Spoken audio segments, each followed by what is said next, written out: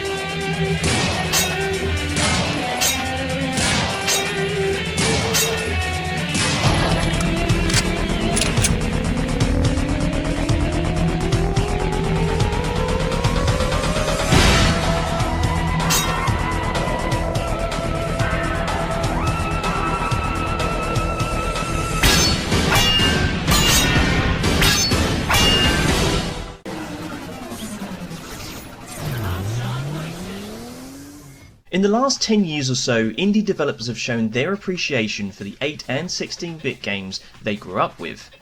But now the kids that grew up in the mid-90s are becoming developers themselves, and they too are beginning to show their appreciation for the games that shaped their gaming memories.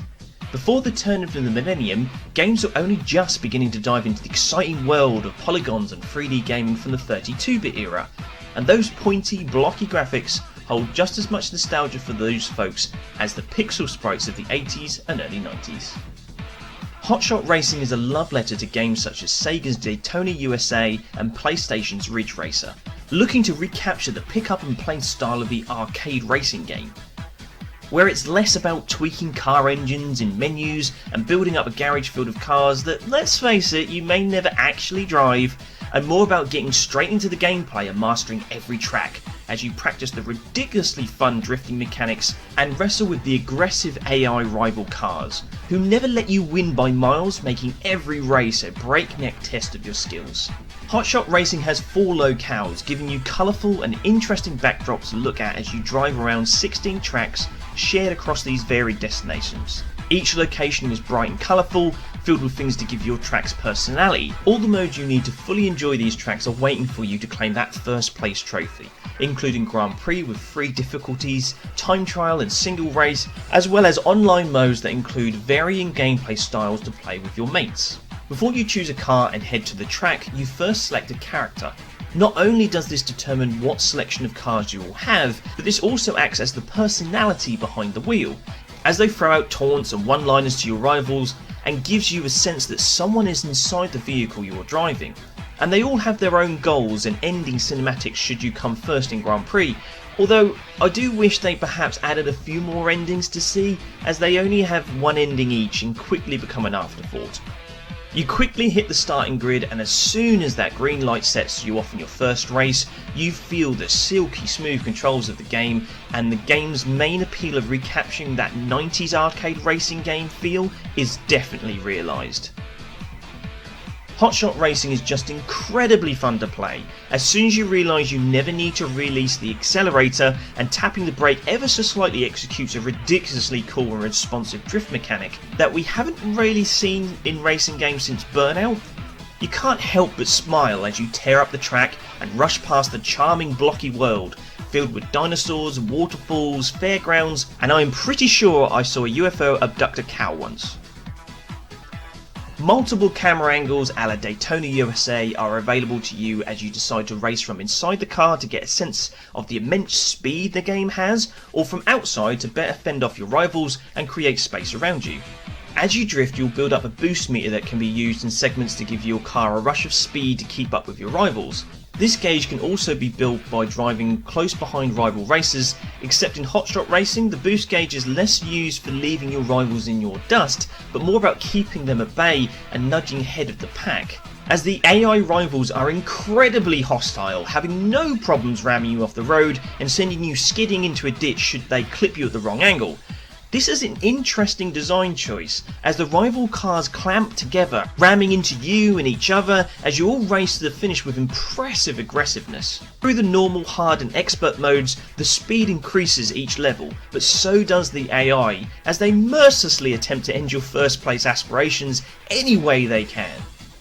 But where this may frustrate first time players, you soon discover, as you improve your skills, that this aggressive AI leads to many close finishes and unpredictable races where you can't let your guard down.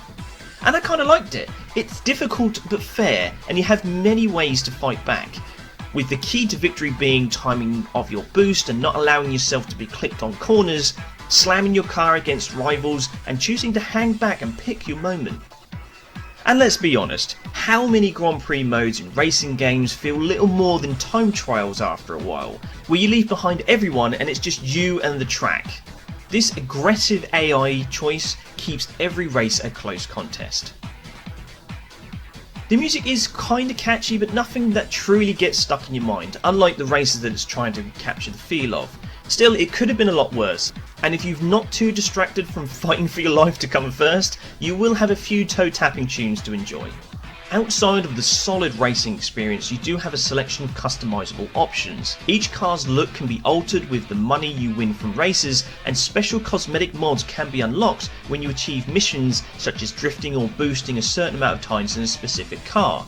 This motivates you to try different characters and cars in Grand Prix, especially when car colours and decals can be shared across each racer once you have purchased them. There are even things to change the look of inside the car, but to be honest, serve little more than obscuring the inside car camera angle, if you fancy seeing less of the track as you drive.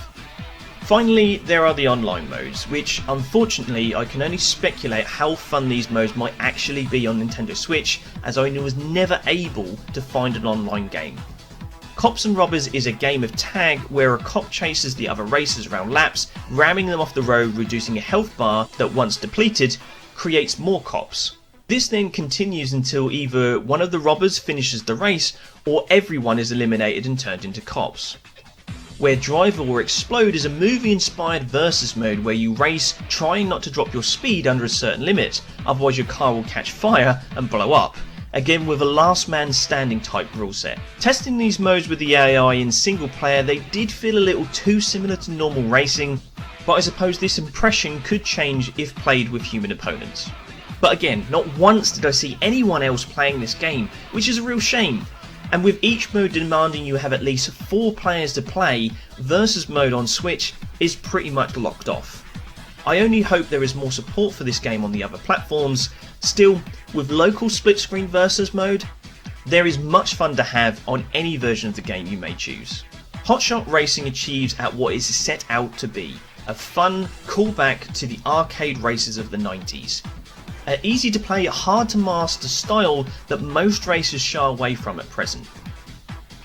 Even if you're not a racing fan, there is much to enjoy here, as it doesn't take itself too seriously like most racers these days, and instead focuses on a solid gameplay experience that you just can't help but have one more go at.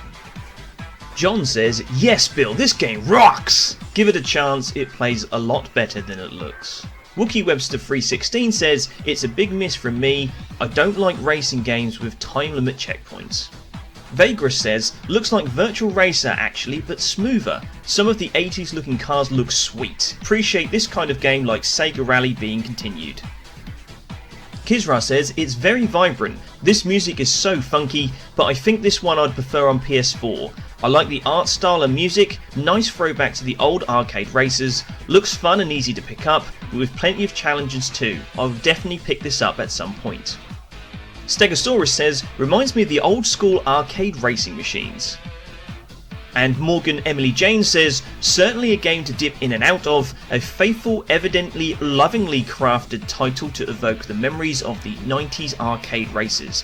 I can't call it a miss when I can see how much thought and conscious artistic decision have been made, but I think you had to be there to truly appreciate it. Some of the music has that Orcs cheesy 90s dance, but it's upbeat and appropriate. A lot more customizable options than I expected." Adding up all the hits and misses from the One Life Left community, we collectively give Hot Shot Racing a 78%. Join the One Life Left Discord, Facebook group, Twitch channel, and subscribe to YouTube to have your say and cast your vote next time on Critical Hit. Links in the description below. This was Bill on behalf of One Life Left. Thanks for watching. Laters.